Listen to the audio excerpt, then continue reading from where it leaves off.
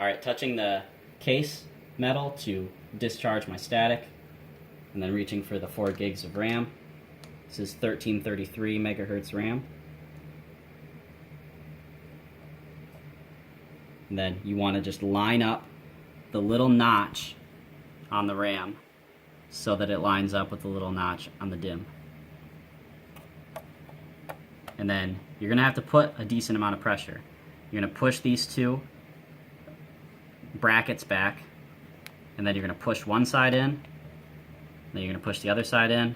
You're just going to give it a little bit of wiggle.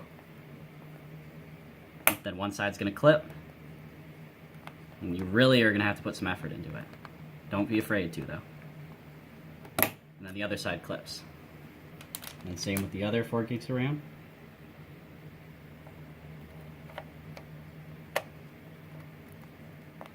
Get one side to clip, the other side to clip. There's only one way to put this in. If it does not want to go in, you probably haven't lined the notch up right. Don't force it at that point.